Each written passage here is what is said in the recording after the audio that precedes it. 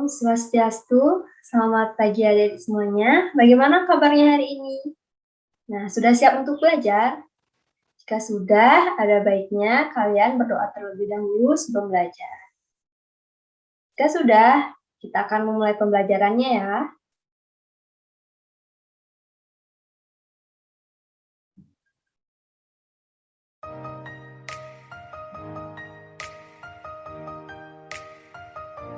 Nah, adik-adik, pada pembelajaran hari ini kita akan belajar tema 1, organ gerak hewan dan manusia, subtema 3, lingkungan dan manfaatnya, pembelajaran ketiga.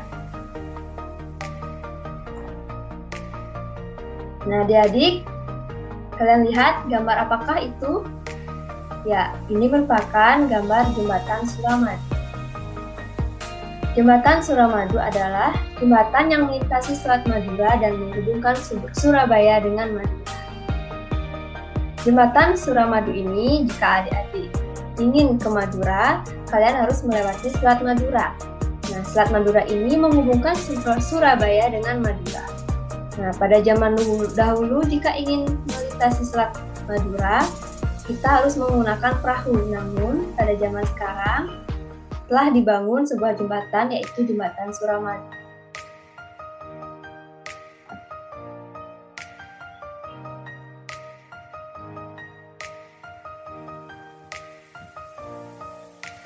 Indonesia merupakan negara maritim dan kepulauan.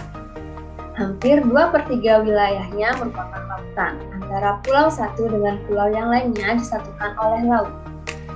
Nah, adik-adik bisa dilihat pada peta ini merupakan peta Indonesia, di mana perairannya sangat luas. Hampir 2/3 wilayah Indonesia merupakan perairan. Wilayah Indonesia yang berupa kepulauan yang menyatukan pulau yang satu dengan pulau yang lainnya membuat bervariasinya potensi yang dimiliki oleh Indonesia. Ini merupakan potensi kekayaan laut Indonesia. Apa saja ya potensi kekayaan laut Indonesia? Nah, yang pertama ada tumbuhan. Ada tumbuhan laut. Tumbuhan laut yang dimanfaatkan yaitu rumput laut. Kemudian ada mutiara, ada terumbu karang, ada ikan, di mana ikan di Indonesia ini sangat banyak dan beragam. Kemudian ada garam dan ada minyak. Kondisi geografis Indonesia sebagai negara maritim dan kepulauan menyimpan potensi yang besar dalam berbagai bidang seperti di bidang ekonomi, sosial, budaya, dan transportasi. Beberapa jenis pekerjaan yang dapat diusahakan untuk menunjang kehidupan masyarakat Indonesia melalui pemanfaatan sumber daya laut. Jadi di sini ada beberapa jenis pekerjaan yang memanfaatkan sumber daya laut. Apa saja itu? Kita lihat. Nah, ini yang pertama yaitu gambar apa anak-anak? Ya, ini merupakan gambar nelayan. Kemudian ada jenis pekerjaan yang memanfaatkan sumber daya laut, yaitu yang kedua adalah petani garam. Nah, yang ketiga ini ada gambar petani rumput laut. Kemudian yang keempat merupakan gambar budidaya kerang mutiara. Dan yang kelima, gambar usaha pariwisata. Nah, ini merupakan beberapa jenis pekerjaan yang berkaitan dengan pemanfaatan sumber daya laut. Nah, ini hanya beberapa saja dan masih banyak. Pengaruh kondisi geografis Indonesia sebagai negara maritim terhadap kehidupan ekonomi masyarakat. Sebagai negara maritim dan kepulauan yang berada di antara benua Australia dan Asia membawa pengaruh terhadap kehidupan sosial budaya bangsa Indonesia. Hal ini bisa terjadi karena dengan posisi tersebut menyebabkan Indonesia menjadi jalur perdagangan dunia. Hal ini pun membuat banyak pedagang dari berbagai negara di seluruh belahan bumi ini akan melewati dan mampir ke Indonesia. Para pedagang yang mampir dan ada sebagian yang menetap di Indonesia turut membawa adat budaya dari negara asalnya. Lambat laun, adat budaya yang dibawa tersebut akan berbaur, bercampur, bahkan melebur dengan adat budaya asli Indonesia. Nah, perlu diketahui adik-adik, walaupun adat budaya asing masuk ke Indonesia, kita harus memilah-milahnya terlebih dahulu. agar sesuai dengan adat budaya asli Indonesia sehingga dapat terbaur dengan baik. Nah, adapun beberapa dampak yang diakibatkan oleh letak dan kondisi geografis bangsa Indonesia sebagai negara maritim atau kepulauan. Yang pertama, komunikasi dan interaksi antar penduduk menjadi lebih mudah, baik antar warga Indonesia maupun orang Indonesia dengan warga asing. Hal ini didukung adanya kemajuan teknologi di bidang pelayaran antar pulau dan antar negara. Yang kedua, terjadi pembauran, pencampuran atau peleburan nilai-nilai antar pulau dan antar negara. Yang ketiga, munculnya perkampungan etnis tertentu seperti pecinaan dan kampung Arab. Yang keempat, terjadi perubahan perilaku masyarakat karena pengaruh masuk pola dan nilai perilaku dari pulau, daerah, maupun negara lain. Yang kelima, terjadi perpindahan ilmu, pengetahuan, dan teknik. Selain dampak tersebut, ada beberapa dampak yang diakibatkan oleh letak dan kondisi geografis bangsa Indonesia sebagai negara maritim atau kepulauan. Ada dampak positif maupun dampak negatif. Dampak positifnya, dilalui jalur perdagangan dunia, kemudian kaya akan sumber daya alam laut. Yang ketiga, memiliki keberagaman budaya. Yang keempat, memiliki potensi wisata bahari. Dan yang terakhir, keberagaman sumber daya manusia. Namun, hal itu juga dapat berdampak negatif, seperti tidak meratanya potensi alam, tidak meratanya pembangunan dan pemerataan hasil-hasilnya, sulitnya pengawasan wilayah, rawan terjadi konflik kedaerahan, dan masuknya budaya asing yang tidak sesuai dengan budaya Indonesia.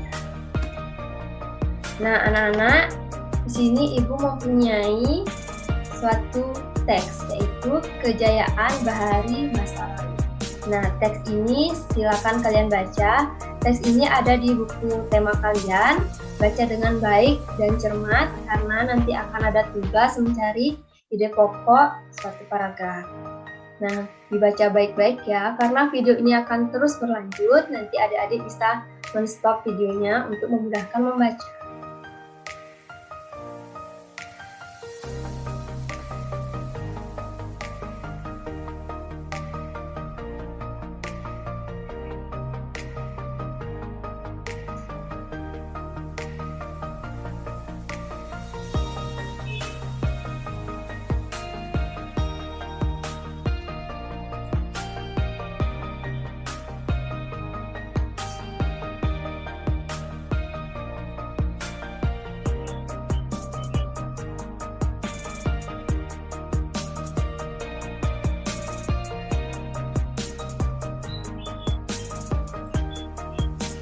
Nah, adik-adik, jika sudah membaca, Ibu lanjutkan.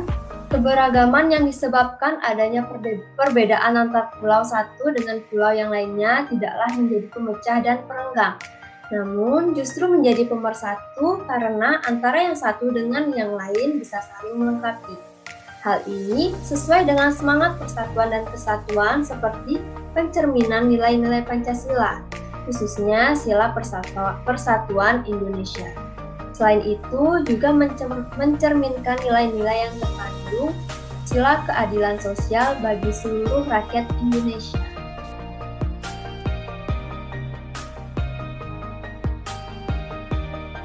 Tahukah kamu, meskipun terdiri atas 5 sila, namun Pancasila itu merupakan satu kesatuan yang utuh.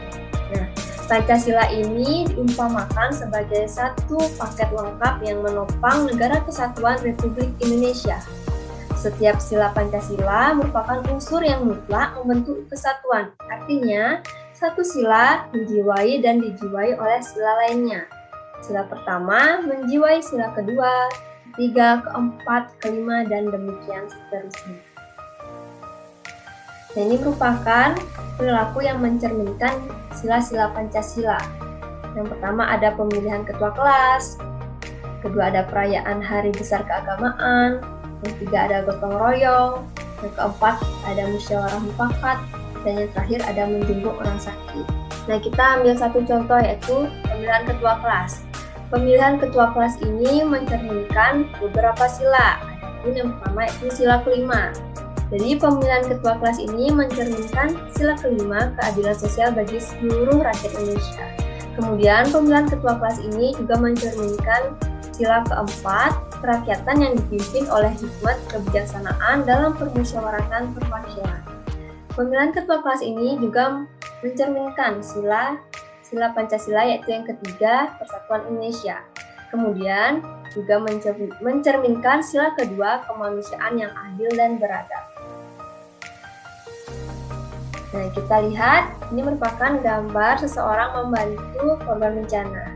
Nah, membantu korban bencana ini merupakan pengamalan sila kedua, dan perilaku tersebut juga mengamalkan sila ketiga, yaitu Persatuan Indonesia. Nah, adik-adik, sekian pembelajaran hari ini. Jika ada yang kurang dimengerti, bisa ditanyakan pada Ibu, dan untuk tugasnya nanti Ibu kirimkan ke WA. Sekian pembelajaran hari ini, mohon maaf jika ada kesalahan kata dan jika masih kurang dalam penyampaiannya. Ibu tutup dengan Parama Santi, Om Santi Santi Santi Om. Terima kasih anak-anak, selamat mengerjakan tugas.